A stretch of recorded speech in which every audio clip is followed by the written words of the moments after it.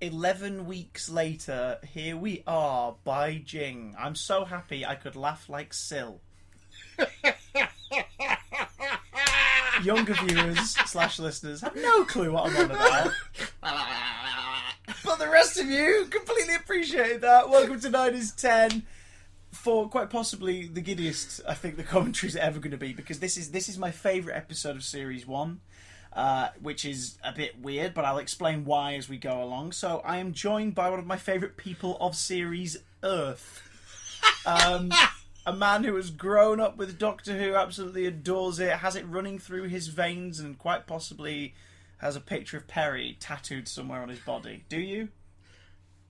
I'll never tell. We'll crowdfund it. We'll make sure it happens. I'm joined by the gorgeous, bearded Matthew Watson. Matt, say hello to the people who can hear you. Hello, people who can hear me, and hello to people who can. I will never forget you. As they will not forget ye. No. Matt, to inform those out in the world, tell them who you are and a bit about what you do. What don't I do? No, I don't do anything. Not the criminal stuff. No, I don't do anything, ever. No incriminating things. Chris and I were at college together, training to be performers. Yes. And then I went to London and went to drama school and did some acting and ting. And I'm an actor and a musician, and I do some radio now and again. And yeah, that's me. And I like Doctor Who with my face. Not just your face. All of it. Your down face, my too. Nose. All faces.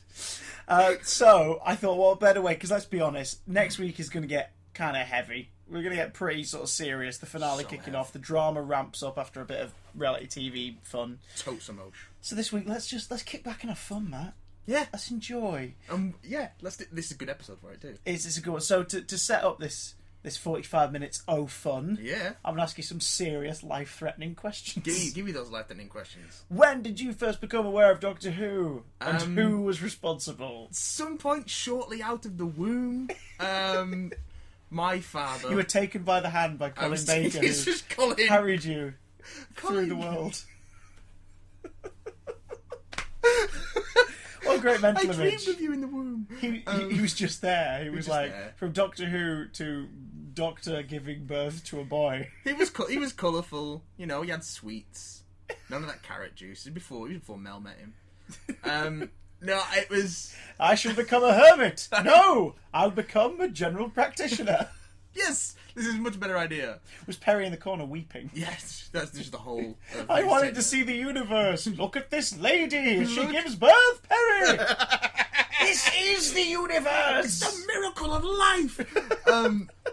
Before a giant foam sculpture of yourself toppled forward. Oh, no. I am hoisted by my own gravestone.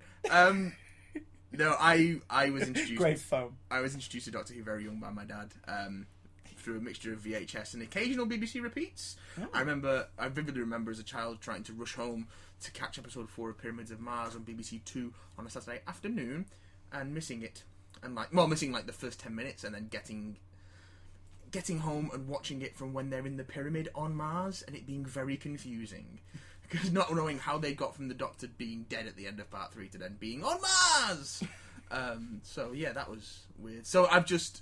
Your entire life has been a never-ending quest to just watch the entirety of Pyramids of Mars. I've still never seen it. That's a lie. I've totally seen Pyramids You've of Mars. definitely seen it. I think I've watched it with you. Definitely seen Pyramids of Mars several times. It's like that bit at the end of Queer as Folk, at the end of the first episode of Queer as Folk, where I just go home and rewind the end of episode 1. Is this the face of Sutek? Well, there you go. Yes. Queer as Folk connection. Were you a fan of Russell T Davies before the announcement? Yeah. I actually watched Queer as Folk when it went out, which is weird because I was very young at the time. But I've got these cool parents who are just like, yeah, we're open about everything. So I kind of just stayed up late and watched Queer as Folk. My mum was like, those are boys touching each other. I'm like, yeah, okay, cool. This is fine. That's cool. Hey, Mum, they watch Doctor Who. Yeah, it all makes sense. They watch Doctor Who, so that's fine. So I was aware of Russell T Davies and that he was doing, interesting work. And then, not long before, I think it was just before the announcement that Doctor Who came back, I watched The Second Coming with Christopher Eccleston. Yes. I was like, that is quality television. It was just, he has a real a sense of the televisual and spectacle and but keeping the characters interesting. So Second Coming really struck a chord with me, and then I think shortly after that we got the announcement that Doctor Who was coming back and Christopher Eccleston was going to be the Doctor, and I was like, oh yay, Northern Doctor, cool, Salford boy, yay. And I was over the moon, and then it actually came on, and life was good. Life was a mess of good things. Yeah, 2005 was a good year, man. It was a good year. It was vintage. It was vintage. Yeah, all new at the same time. We also have the distinction of being the only two people to ever partake in 9 is 10, and some would say other filthy acts, to have performed in Christopher Eccleston's theatre. Yes. In the Eccleston Theatre at Yes. Pendleton, what is now known as Salford College, the Pendleton Centre. Yes. Or Salford City College, is it? Salford City College, but or De La Salle sometimes. Yeah, there's a lot of campuses. There's Yeah. like 4 campuses now, isn't there? But most importantly, as Campus Christmas, there we Yes. were in several shows. Which shows did you do in the Eccleston thing? You did Les Mis. I did Les Mis. You are still, to this day, as far as I'm concerned, the definitive Jean Valjean. I've never seen one that's not. impressed me as much since. I'm not the definitive Jean Valjean. The deaf Jean Valjean, maybe. The spelt deaf. Yes. The deaf The deaf Jean Jean Valjean. Tone deaf. 12th Night. I did 12th Night in there. I did Grease. We both did Grease. I did Grease. We rocked Grease. Grease. We rocked Grease like you read about in Rock Grease magazine. We did some West Side Story. Yeah. I shot that one. Actually, I filmed that one. You did. With my dirty lens. Walking around, this closest I've ever been to being a hardboiled New York cop, so I quite enjoyed that one. Yeah, we did some fun stuff in there, and it was a nice space. And Christopher Eccleston came along to officially open it. I was going to say, do you remember when he did the Q&A there? Yeah, and everyone was just thinking, don't talk about Doctor Who. Don't talk about Doctor Who. Because this was 2007, so Yeah. at this point the word had kind of got out within the sort of fan world that he maybe wasn't too keen on talking about it. Which, as we've learnt since, he's happy to talk about it. Yeah. Just don't ask him about leaving it, because he's bored of being asked that question. And it's none of our business, really. Yeah, I've heard so many accounts of like families going to see theatre shows with him in, and the kids like saying afterwards like, "You're my favourite Doctor," or like, "I love you in Doctor Who," and he'll happily chat with them about it for like 10-15 minutes. Well, that was the thing as well. He was always good with the kids. There's always some great set footage, particularly of The Empty Child, where he's doing the dinner table scene, and he's just great with the kids. And I think that's the kind of actor you need doing this kind of show, which is very family orientated. Just I've got to engage with the younger audience, because it is as much as people want to make it dark, more adult, dark and gritty. Didn't work for comics, probably not going to work for Doctor Who. As much as people want to do that, it is a family show. You've got to keep the kids in mind. So he was really good at that, I thought. Also, by Jing by Strauss, By Jing. and all that good thing. Thank you for fueling my classic love even more. Oh yes. Because when we first sort of met proper in 2007 and became friends over 2008, 20. those magical years, They were magical years. I didn't have as many of the DVDs at this point. I had a few. I had some, I had a couple Targets and I had a few of the DVDs. Got more than I have now. But thank you for lending me and introducing me to the world of high concept finales and disappointing season openers. Because you lent me the New Beginnings box set. And I watched Keeper of Track and I was like, this is entertaining. And I watched Logopolis and I went, this is amazing. And I watched Castrovalva and went, not much is happening here. What's going on? What a weird box set. It's really. so strange. I love Logopolis as well. I love Logopolis. It's so funereal and weird and autumnal and what? And then it just kind of Castrovalva happens and it's a bit like, oh, this is weird. Was the twin dilemma problem? That's the same, like the end of Davison's run where you get Caves of Androzani. Was it Planet of Fire, Caves of Androzani? Yeah, and then Twin Dilemma. But and it's just sort of an extra story just added on to the end that's not quite as... The stakes aren't as high as the previous Doctor's finale. And what I guess was also... It probably wasn't as bad for Logopolis going into Castrovalva because Logopolis was the end of the season. In real life, there was a gap between these two stories. But so you kind of had that separation. So I guess I've only ever seen it on DVD, so... It's a box set, which is rather bizarre. Yeah, it's strange.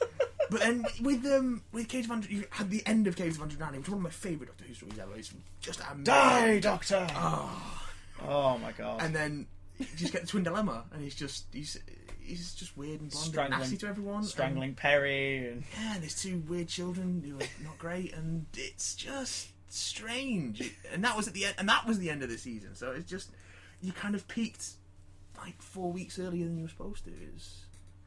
But yeah. Which the 2005 series I don't think ever had a problem with. No. As we've discovered as we've gone on no. with the commentaries, it is a tight narrative from beginning to end. Yes. And if this had been the 1 year that we got, and then it's not coming back after this, it ends with a regeneration. Yeah. If it had never come back, I think we all still would have been like, okay. I'd have been happy. I mean, it was...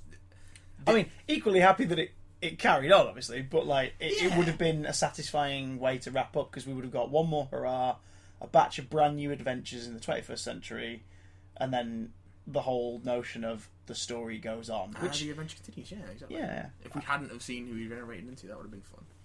The fandom would have cried. It would have wept, sire, wept. Doctor Who magazine would have just made Nick Briggs the Doctor again.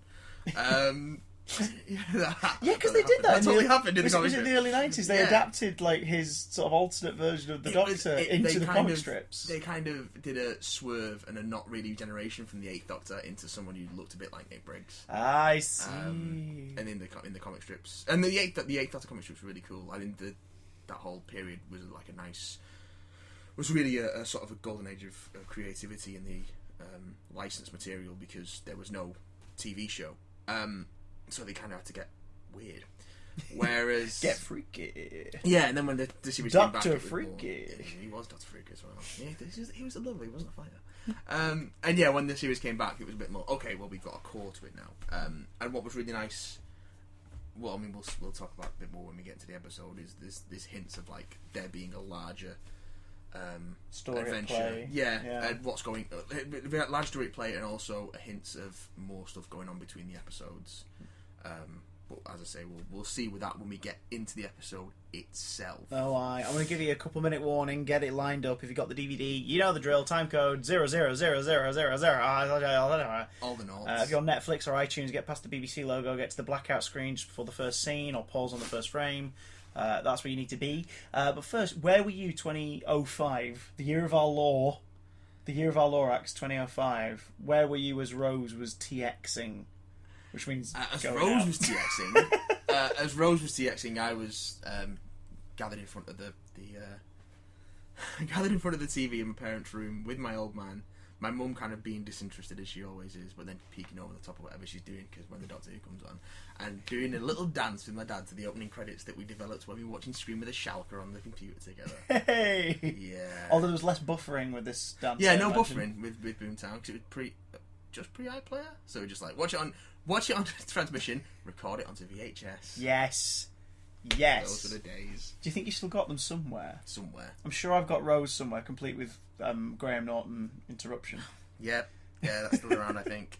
But you know, the complete series on VHS takes up less space than the original edition box set. So topical puns for series 1. Topical puns for series 1. I do love that box set though. That was, I'll be honest, the real reason I moved in with my partner is simply so I could have the slimmer box set in the household. Just kept this massive. Nothing to do with romance. I was just like, get rid of this huge cardboard box. I've still got it. I've been watching it, rewatching it from those DVDs. It's up there. There's a shelf yonder behind you, good sir.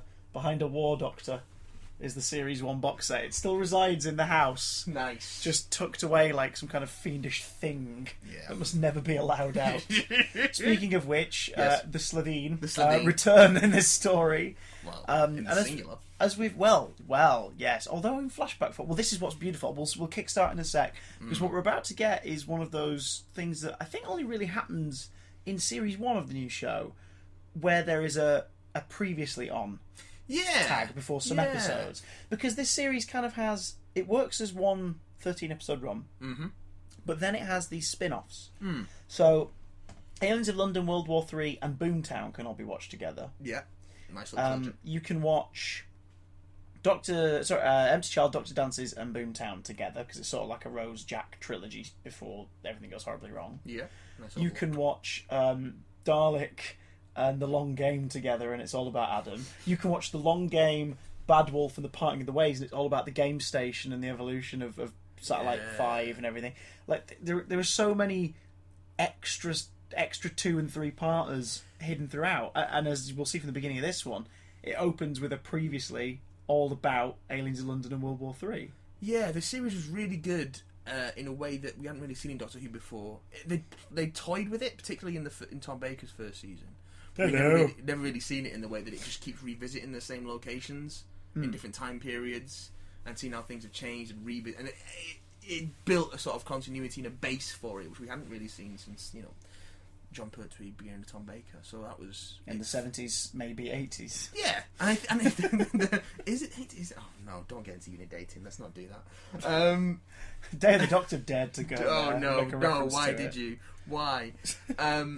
So yeah, it was, and I think you needed that for this new series if you wanted to get it off to a start, because we'd become used to it from Buffy and from the X-Files and all that stuff. We have a mythology.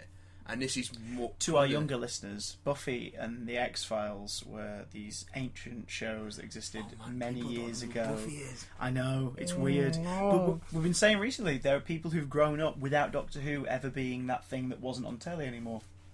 You lucky people. There are, like, you know, 11, 12, 13-year-olds who have always, as far back as they can remember, known Doctor Who. I was born just as it was finishing. You just unlucky missed person. it. Just missed it. Just off the cusp, sir. I know. You had a good, 16 years of Target novelizations to read over, and one night only of fun. Don't forget, midway we got the 8th Doctor movie as well in '96 when I was 8 years old. Well, there you go. As a fan who, obviously, I'm assuming maybe when you were younger, you probably, because I think everyone's universal opinion of the TV movie, from what I know, is it's harmless. It is kind of harmless, but it's not great. It but was there also... are things to enjoy in it. I mean, the thing to enjoy at the time was it was more Doctor Who. Yeah, that was what I was into. As little old 2003, 2004 Matt who finds out that the show's coming back, were you thinking it would have been Paul McGann? Or were you hoping it would have been Paul McGann? I was hoping it would have been Paul McGann. I thought they'd do a regeneration scene, but as soon as it became apparent there wasn't going to be one, like that first episode, I was like, okay, fine, let's just do it. Let's Matthew, roll don't on. forget about me. Paul, go away. I will never forget you, Paul McGann. I will never forget you. And on that creepy note, get ready to hit play on Boomtown in 3, 2, 1. And here we go. It is a previously montage Oh, lovely. of that gorgeous effect shot that has been seen a billion times. Love a good model Andrew shot. Marr there, always good to recap with Andrew Marr. Yeah. Can Andrew Marr recap all Doctor Who, please? That'd be great. We Now- just came at the beginning of every episode. Way back in the Long Game After Party, Guy and myself, and Richard for this two-parter as well, discussed that the Slovene are a much darker idea Yeah. than on the surface would suggest. They get into that a little here as well. Yeah, this episode really delves into It's like, the oh, Raxacoricophalopatorian culture. They're pretty nasty. They're nasty little... I'm such a nerd, the fact that I can beggars. say that word. Raxacoricophalopatorius. Raxacoricophalopatorian. Raxacorico. 6 months later. Oh, I love a good time-passing caption.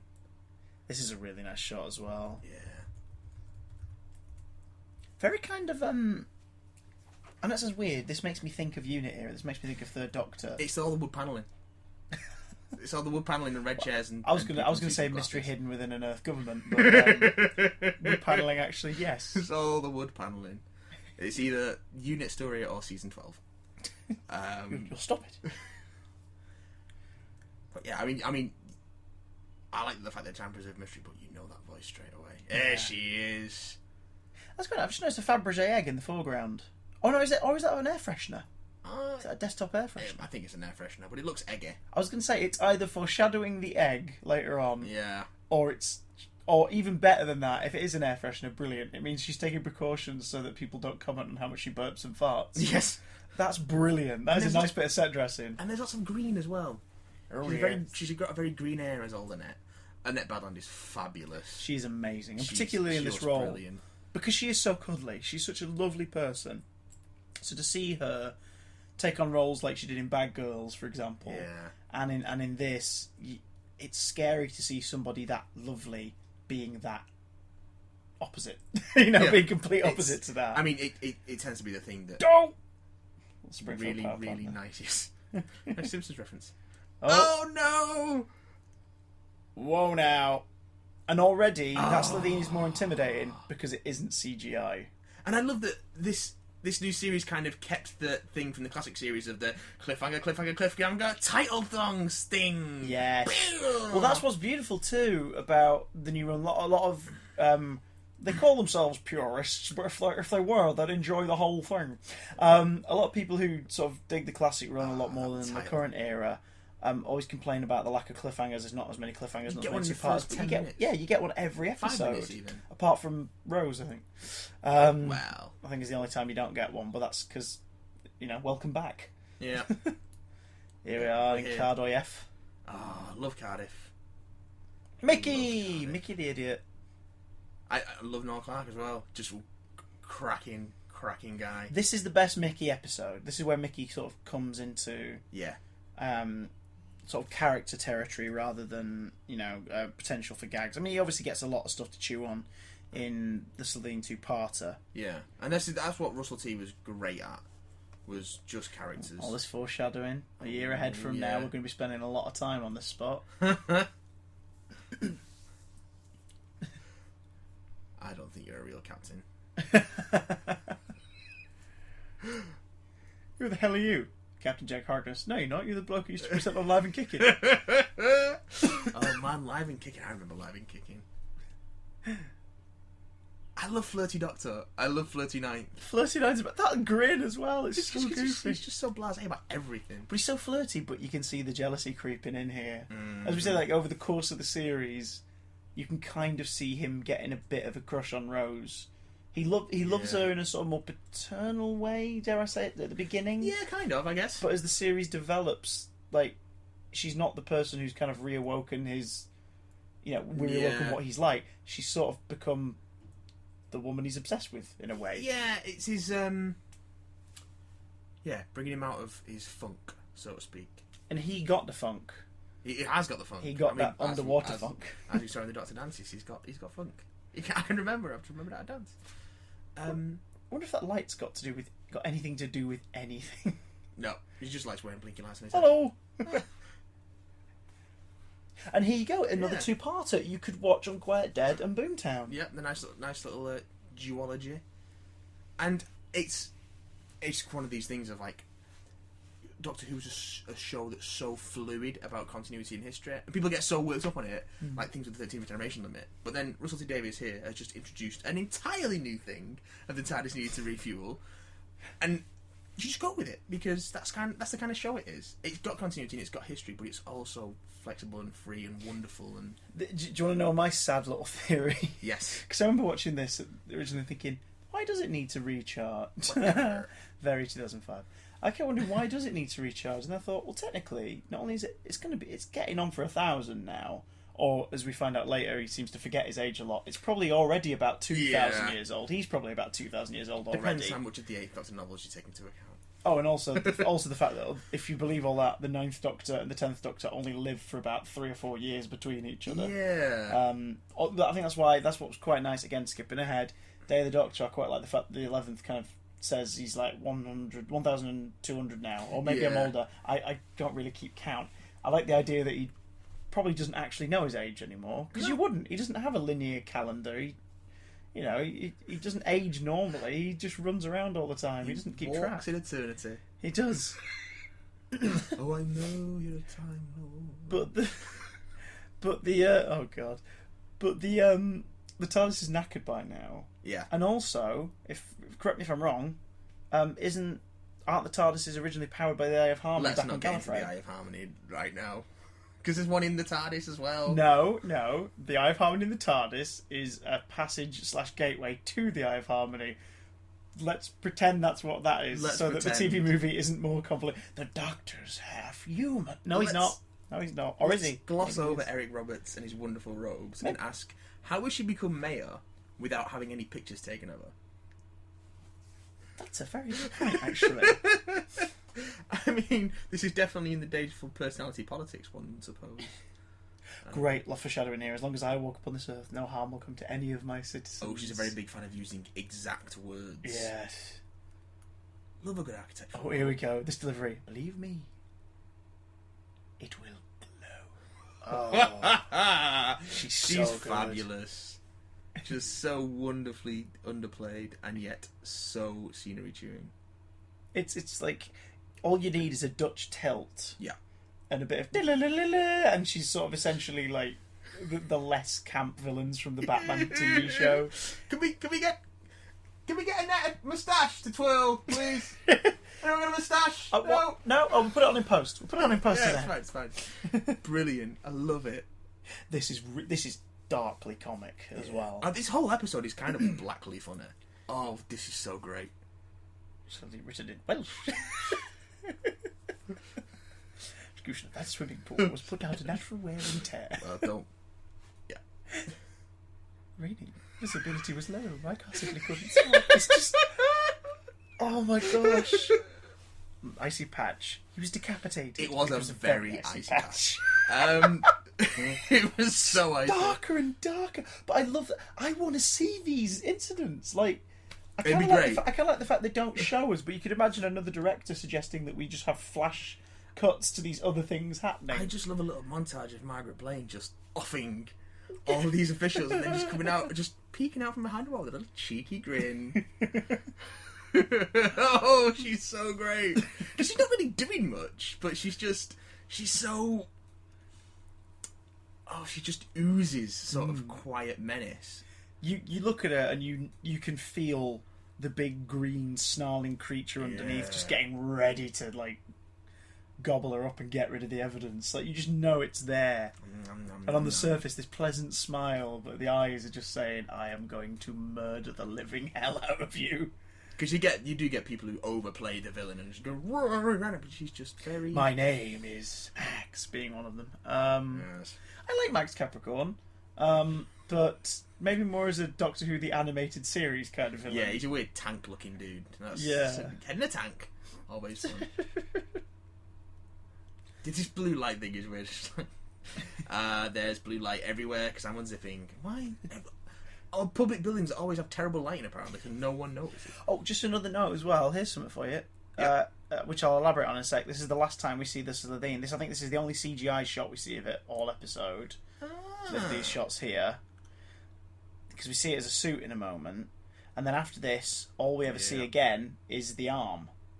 When she rips her arm off in the TARDIS and she has the Slitheen arm. Did they ever do toys of those? Of Margaret Blaine with a Slitheen arm? No, unfortunately. Of an actual life-size Slitheen arm like Hulk hands? No, but they should have done. Well, I know they had it spare because it's in Dalek. It's in the museum case at the beginning. But this is brilliant. I love the fact she comes around. But here's the story behind Boomtown. Essentially, they had no money left to make 13 episodes. They only had enough for 12 because that finale was going to have a load of CGI Daleks and a load of practical Daleks. Spoilers, Christopher.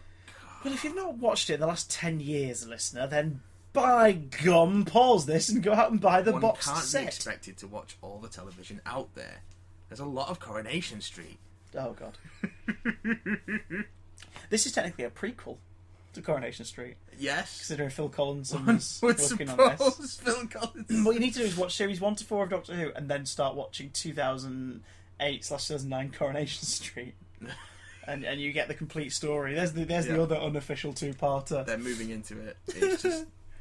So there was no budget for this at all, for this story. So Russell cobbled this together. Yeah. Which sounds sort of like I'm saying, he just put any old thing. But he didn't. He thought, well, how do you save money? You focus on character. Mm-hmm. And that's what Russell T's good at.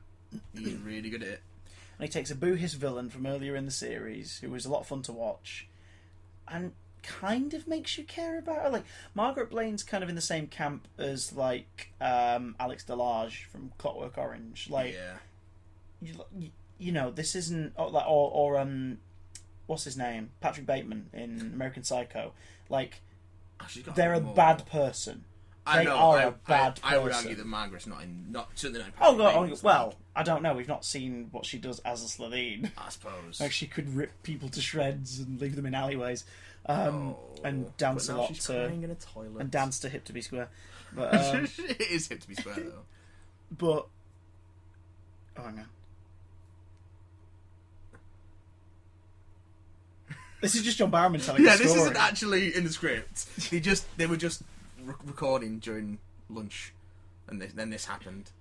And the one actual real life John Barrowman anecdote.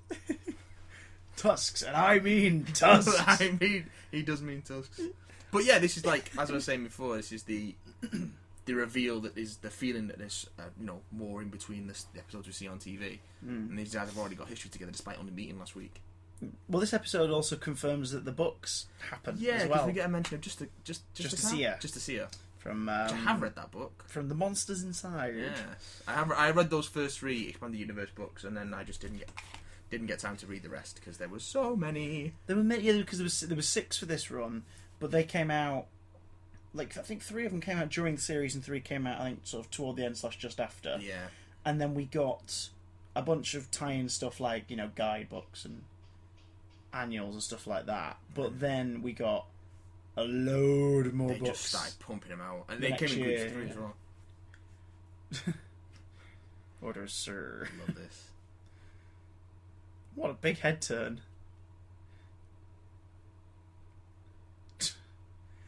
And it's just another example of the night that love it. Our weapons are phones. Our weapons are mid-2000s phones. No guns.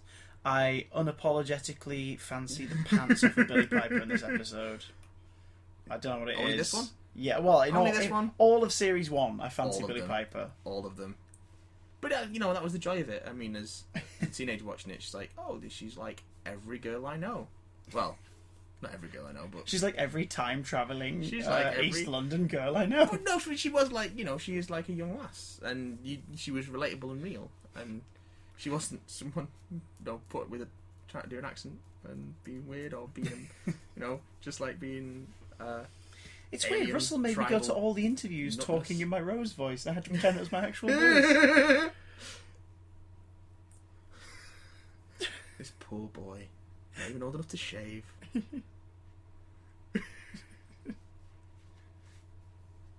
She's climbing out the window, isn't she? I'm not even gonna. I'm not going to lie to you because yes, I can't.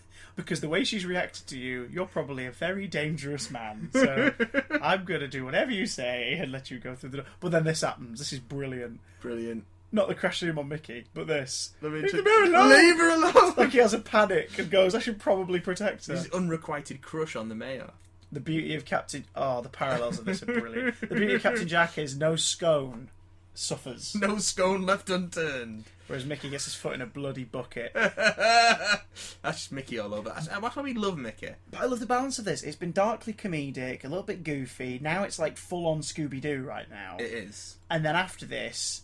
Oh, that's played so well. Oh, but then after this, it's going to get dark again. Because once they realise the weight of the situation, it's like... Oh, and that's when you realise, like if you look at it narratively and editorially, the only reason we're having such fun now is that in a minute it's not going to be fun anymore. And that's the glory of it. I mean, it's partly the glory of who the show's so flexible to let you do that, but it's also part of Russell T's genius. Whoop. The fact that he can balance those so well. He is very good at teleports. Fact.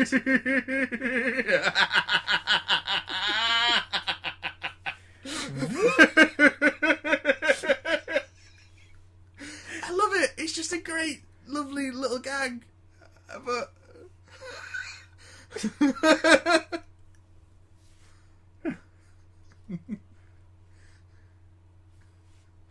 Kill me and destroy this entire planet. That's a pretty big one. No, hoy. Hey, love it. And in Wales as well. Well, she wants to do good, doesn't she? Yes. Yeah, love it. Oh, I had no idea. I've got no clue what you're talking about. Little innocent told me. By Jove. Oh. Nope. What? Well, that's beautiful because if I remember correctly, the Torchwood timeline, Torchwood 3, the Cardiff setup, isn't established until after the events of this story. Or maybe it wasn't established yet because they hadn't been back and met Queen Victoria yet and therefore established Torchwood. Oh no, Torchwood was always around. Oh yeah, because in the Christmas special. Sorry. Oh no, hang on. I think I might be wrong. I think Captain Jack is already here, but he makes sure the team goes off to do something else while this is happening, so he doesn't cross over. I'm gonna have to look that one up because I'm completely screwing up how it works now. Oh God! The Doctor's seen something. He's seen something in the poster. You got a typing error. Margaret, this font doesn't quite work with the background. What's wrong with you? I think John Barrowman really enjoys exposition because he's got a lot of it this episode. Which is nice. It's nice having the companion explain things instead of asking all the questions. It's like they said. Like it's basically Giddy Spock. Like he's got the know-how. He has all the lingo. He's trained in combat and sort of less Spock. He can wield the gun. That's the wonderful thing about this show is how excited everyone is about everything. Really? I love when she says it's like they're disgusted. Like, ugh, It's Welsh. can't believe I've embraced it. It just sounded good. Here it is. Giddy Pooch. It says Giddy Pooch, Rose. Giddy Pooch. Giddy. Angry Dog. Naughty Dog production. So now we've got Blight the Drew. arc words of Bad Wolf. Blight Drew. Crash so. Bandicoot. Why did no one go, why didn't other Welsh people working on this Welsh project go, Blight Drew, Bad Wolf? Isn't Bad Wolf a bit of a weird name for a power station? Kind of Doesn't it sinister. imply something sinister? Doesn't it mean you're going to huff and puff and blow our towers down Yeah. with nuclear wolves? Oh, here we go. Here we go. You can do it, Rose. Here's a little note for you, fact fans. We've Turn got the on the- subtitles on. It says Rexacorico Phalopatorius. Racicorico Falavitorius. Does it? Yeah, it's got a V in there for some reason. What? Let us just fact check. It is indeed spelled Raxacorico Phalopatorius. Yeah. Don't push your subtitles. And the kids. subtitle person's called Rexacorico Valavetorius, was it? Another great thing Russell T Davies is good at, though. Names. Psychobabble. Psychobabble? Just babble. Just babble in names. general. Racicorico Falavitorius. What's that? The waveform manipulator? Lupine wavelength hemiveriform. No, So that's a werewolf. isn't it? Tribophysical waveform wavelength manipulator or whatever it is. The surfboard. Oh, It's got a right, really great yeah. name. The microkinetic extrapolator. That's the one. Oh, man. Mighty Geographer says all he had Oh, to Jessic so back to good. Rome for. I love them. It was just like as soon as those episodes gone, I had to learn to say the names. Here you go. Without looking at any information near you, what's her full Slovene name? Oh, Blondfell Foch Passamere de Sylvain. Damn. He's I good. love old Blondfell Foch. She loves you too. Apparently. That's a worrying. I don't know if that's true. She's an egg now. Slovene. Spoilers! Can a Slovene love? I love that. It's not compatible with the TARDIS, but That's it's still true, going to help isn't us hurry up. Yeah. So it's compatible enough then, Jack. Yeah, it doesn't really work properly, but the plot. That happened.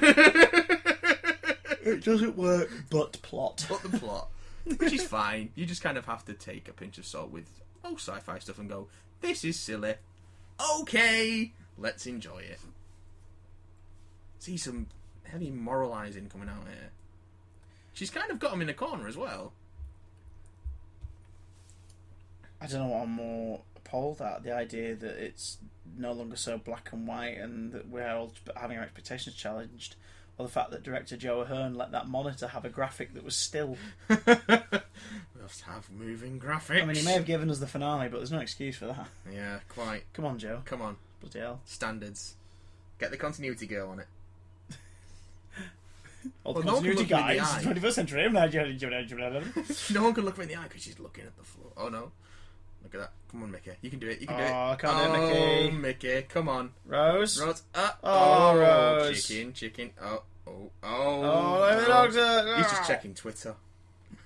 Hello. He's live tweeting the episode. Just you wait till 2007. It's going to be a laugh. Actually, Yeah, it could be 2007 in the timeline now, actually. Because yeah. 2006... Oh, don't tell me in we've got mid-series. unit dating and series 1 dating to Well, worry about it's now. pretty easy to follow. It's Series 1 starts in 2005. Then in the Slovene 2 parts, which is 2006, because she's been gone 12 months. And then this is just sort of later that year, so I imagine this is also 2006. This is really cute, but at the same they're time, so lovely. At the same time, though, she needs a slap for this. Yeah. She really does. She has been leading on. This is where Rose lost a lot of people, because there are fans, believe it or not, gentle listener, who really don't like Rose. Like, Are you asking me to believe not, that there are fans who don't like something? well, yeah, but fans. It's not fans that are not fussed about her or think she's all right. It's fans that passionately dislike her, and I need them all to listen up for a second. Why? Because already she's human. Exactly. She is adorable and excitable and flawed and can be wrong but can be right. Like she is a she's not complex, but she is wired like a person. Flawed. Yeah. So characters should be flawed as well. Mickey's been flawed. This is kind of his wake up. When he kind of breaks up with her in this, it's him saying, I'm sorry, I can't do this anymore. Yeah. And nor should she expect him to. I think that's on her. Yeah. So it's a lovely bit of character work again. She sort of elevates to heroic in the next episode when she's sort of, well, not next episode, episode after next, where she realises, no, I've got to do something, I've got to make a stand, I've got to get back there and save him, I've got to do, up to this point she's kind of a passenger to each story who either influences it or is involved in it or whatnot. And I think, is this the start of them sort of making out that the Doctor can be villainous as well as heroic? Because I think they kind of lightly touch on that a bit with McCoy towards the end of the classic series, but I think this season, particularly this episode, they really started to lean on the idea that the Doctor has done. He's killed. Yeah, and is a killer, and doesn't really think about the consequences of these actions. Just kind of, likes the blue touch paper and walks away, and it is a bit funny. I mean, if you've ever been to the Isle of Dogs, it's really funny. Oh God. I'd like to watch all 4 seasons of 24. I believe that would be quite entertaining. Well, that's not glam. No, don't watch 24. The brushing of the teeth. I've got a YouTube edit, yeah. It's cut down. Each season about 2 hours. We can watch these. Jack Bauer Torture Supercut. I have a last request. We have 12 hours, yes? Yeah. Grant me 13 and let me watch Daredevil on Netflix. We've got 2015. That's fine. That's fine. But I've already watched it. Orange is the New Black, then. Go on. Season 2.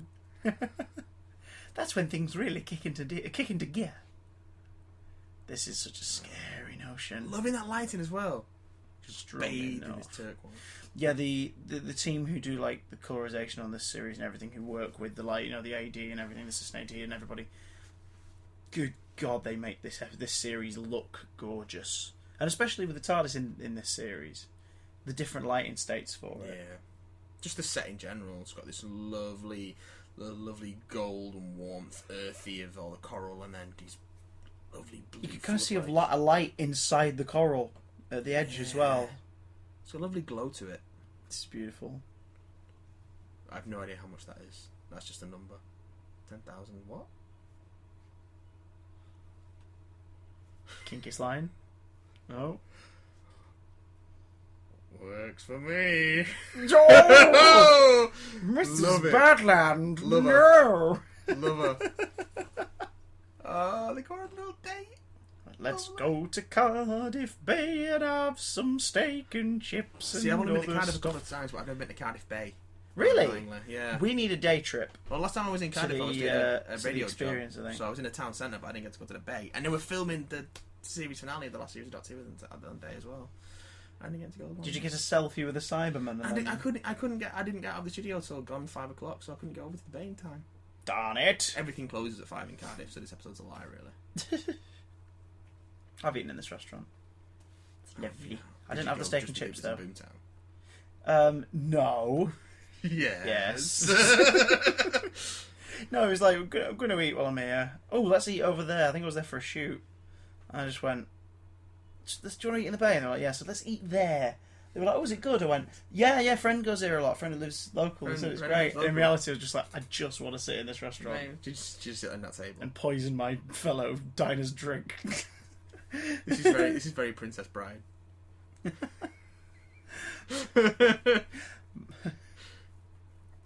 My name is Blondfell Voch Passamid Desladine. You killed my family. Prepare for that.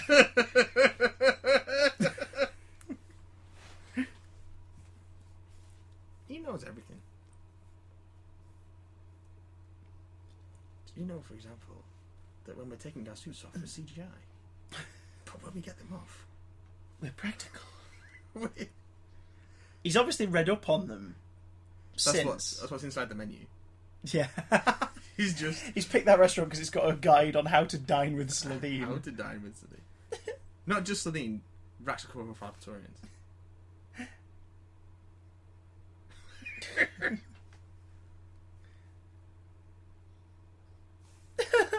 They must live on a really hostile planet.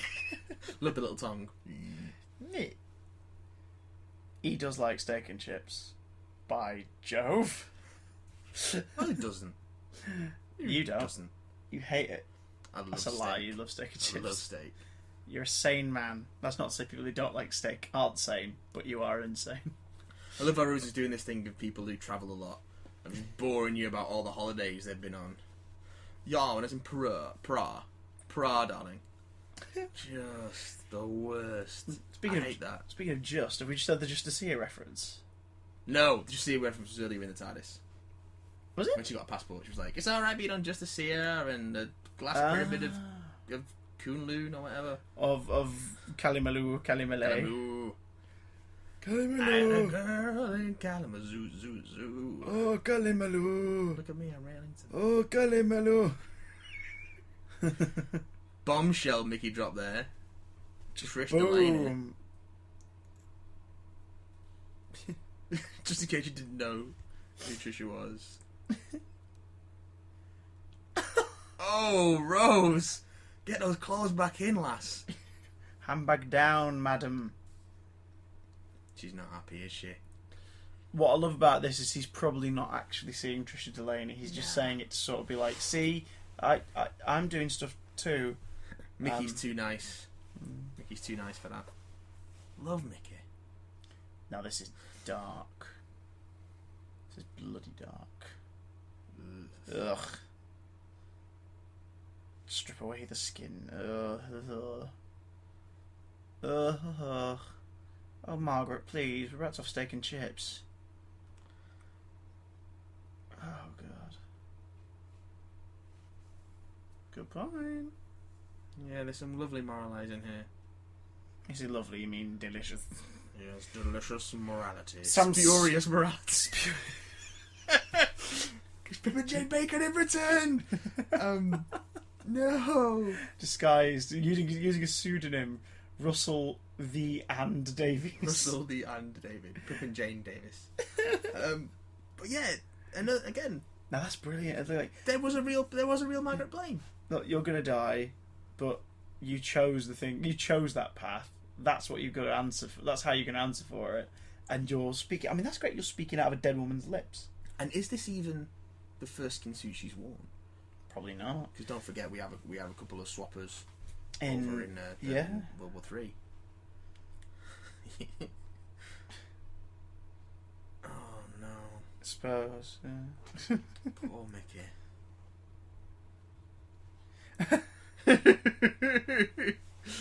Don't even like her. She's just getting all petulant.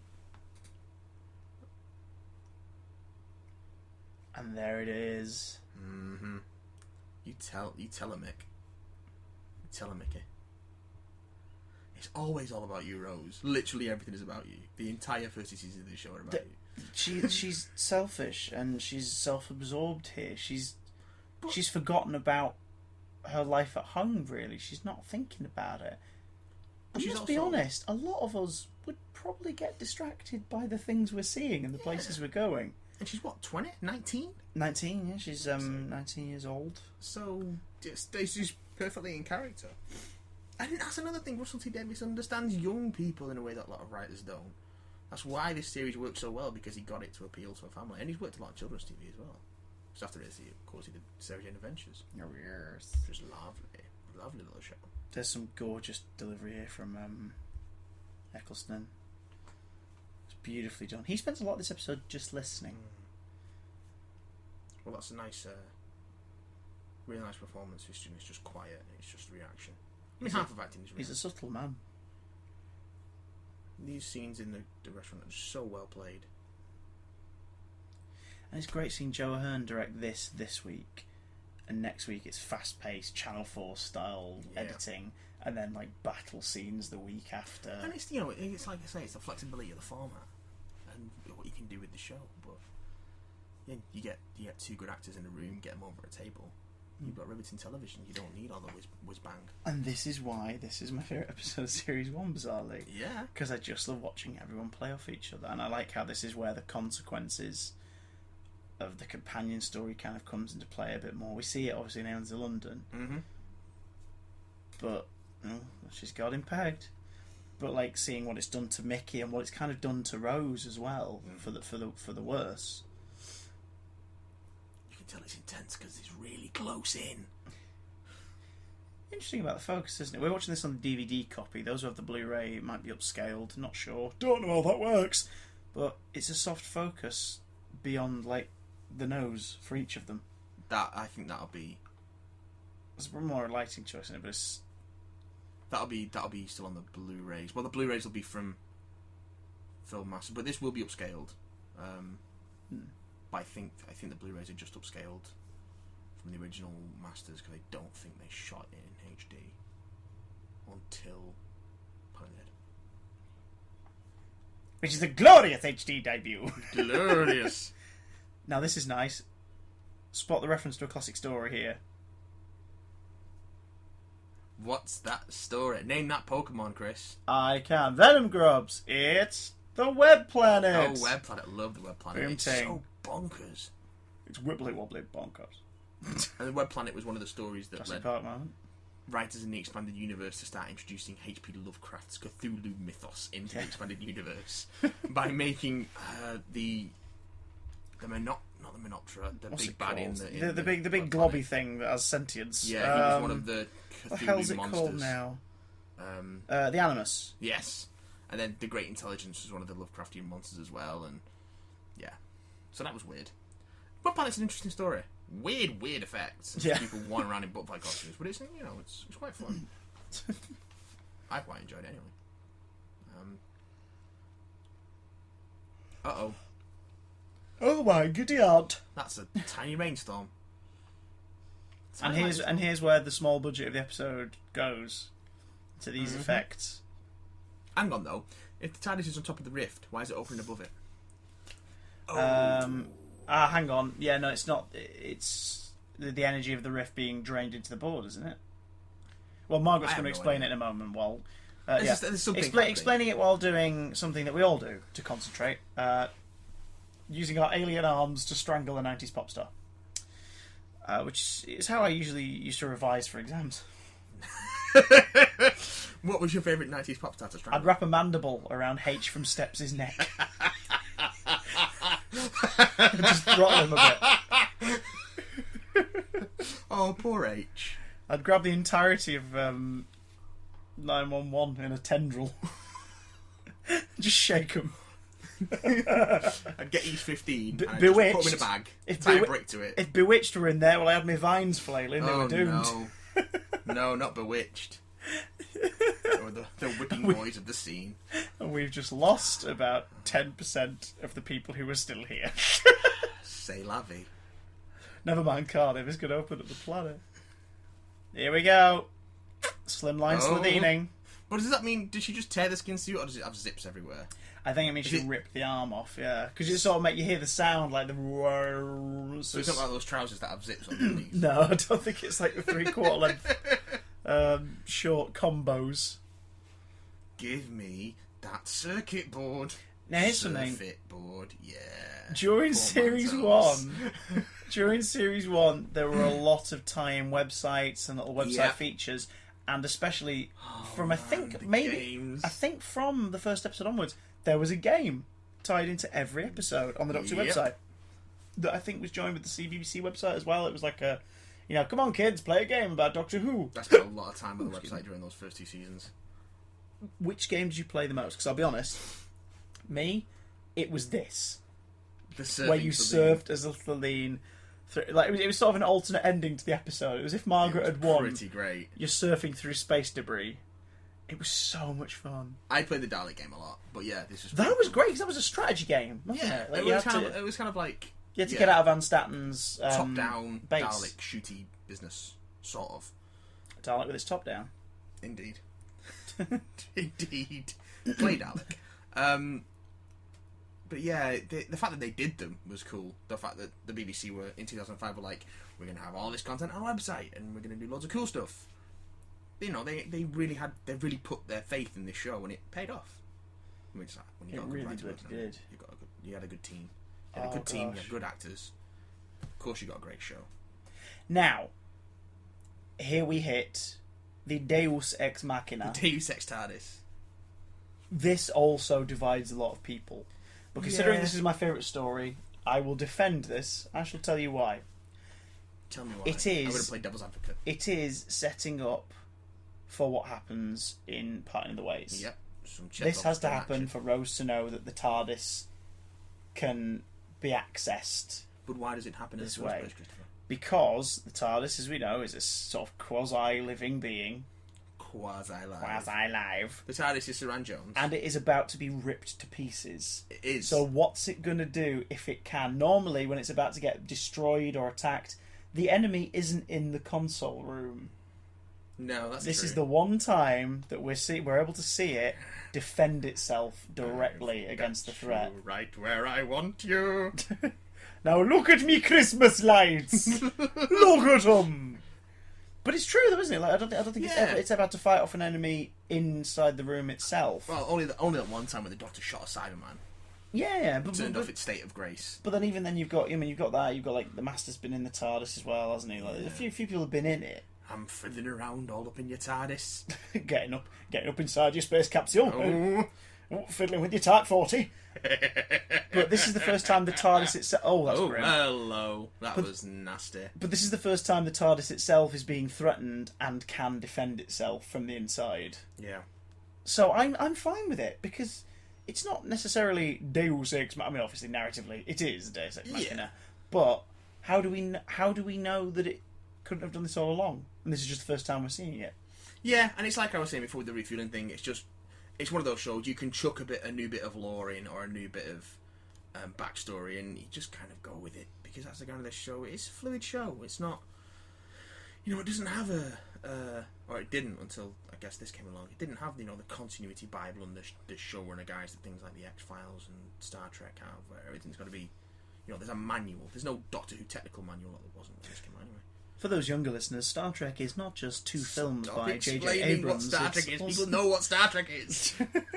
People know what Star Trek is. There she is.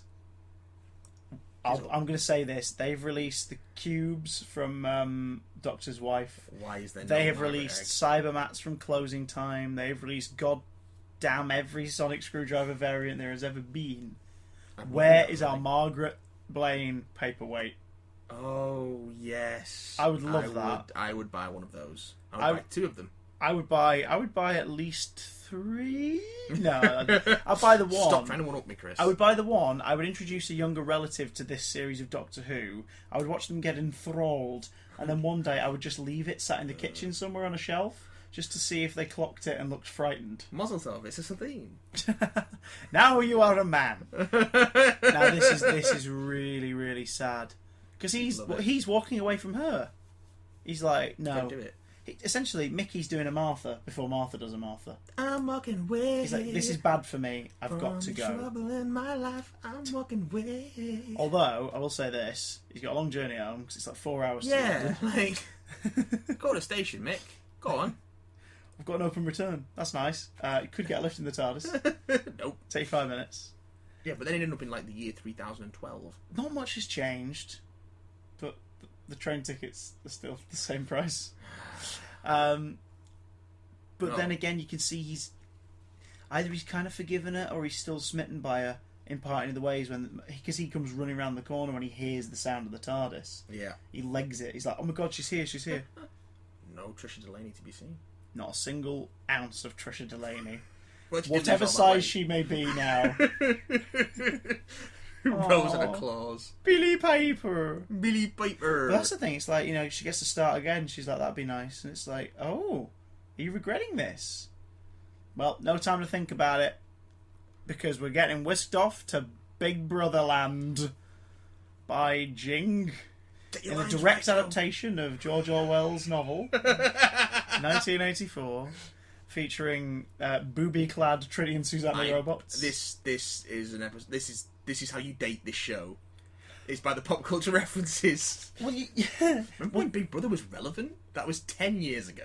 Well, you say that, but he makes a reference to a show called, was it Bear With Me or whatever, and it's about a guy with a bear. Yeah. Oh, hang on. Oh my god, I wonder what could be in next week's episode. Well, now that spoiled the surprise. I wonder who made that decision to put Buy the me Daleks dinner in first, this. Doctor Who. Whatever happened to the foreplay? Come on. Imagine how striking it would have been had we never seen that. But then again, I guess they wanted everybody watching. You so can't do they an needed Earthshot moment in this day and age, though. Even back then, before Twitter was really a thing, you just couldn't keep Series secrets. 1 maintained a good level of surprise. I think the only thing that was given away, really, was that the Daleks were going to be in it. Which is, like, the biggest thing about the series. Which was press. But also, even if they hadn't done that, the moment the TV mag comes out the previous week and you see the next episode's called Dalek, you're going to be like, oh. But also that who the Doctor was going to be regenerating and who he was going to regenerate into is given away. Yeah, they kept it for a good long while, I think. But even then, like around that time, we didn't know the Master was coming back until he came back. Do you know what I mean? Like until we heard like Delgado's voice coming out of that watch, you went, oh, so good. And then similarly, end of series 4, when the 10th Doctor regenerates at the end of series 4. We didn't know that was going to happen until it happened. And then it didn't happen, so... Well, no, but you've got to admit, though, bloody bamboozled an entire country. That is quite impressive. I was impressed. I was quietly impressed. You're always impressed. I am always impressed. That was a good episode, Christopher. I really like Boomtown. I love Boomtown a lot, and I love it because it's simple, it's digestible. If you've got 45 minutes and you just want to watch one story, you don't have time to binge, stick Boomtown on. Yeah, it's nice and self-contained, but it's also got links to the rest of the series. You've got Annette Badland, you've got Billy Payton, you've got Noel Clarke, John Barrowman. So good. Chris Eccleston, man. Chris Eccleston just knocking it out of the park, like he did with the whole series. Really, he's just. I love it because it taught me something important. This story, 14-year-old me is watching this go out, and at this point, I'd kind of been toying with making little films and playing around and writing, making little comic books, and I was learning how to tell stories, and I figured out at an early old age, by Jing, from watching this episode, that maybe this was the week they didn't have as much money. Yeah. And I didn't care. I thought, wow, that's kind of ingenious. And to this day, this stands to me as an example of storytelling conquering the rest of the process. Yeah. Because absolutely. You can make your series as flash as you like. You can give us Transformers that, like, zoop, zoop, zoop, zoop, zoop in the CGI and look fantastic. Like and broken but move fluidly. Yeah. You can update your Ninja Turtles to make them all big in CGI. You can keep Mission Impossible coming back with bigger explosions and everything. But ultimately, unless you're telling a good story, it doesn't matter. Nope. And I think Boomtown proves that. It's the closest I think modern Doctor Who has got practically to the original run. Yeah. In the sense that it had to rely on its wits and on its but with that modern twists and everything. It's got that modern TV sensibility of having a bit more focus on character development and seeing how these people have grown. Because in the classic series, you wouldn't have got the same kind of growth throughout the season that Rose has had, all that Mickey's had. So that was really lovely to see, and it just comes together really nicely, and it gives you a little breather before the apocalyptic events of the next 2 episodes. My gosh! And it kind of set a precedent. It kind of set a precedent for the structure of the season, which is kind of going out the window now, because of the way that they produce it now. But certainly for those first 4 seasons, you just had that feeling of okay, the seasons, and then we get about halfway through the season, you get a big 2-parter. It's like flashbang, and then a couple of one-off episodes, and then the 11th episode will come along. You're like, okay, I'm getting ready for the finale. Yeah. And it would either be a nice little breather one, or it would be set up, and then the finale would hit in the next week. And those first 4 seasons have that really nice structure.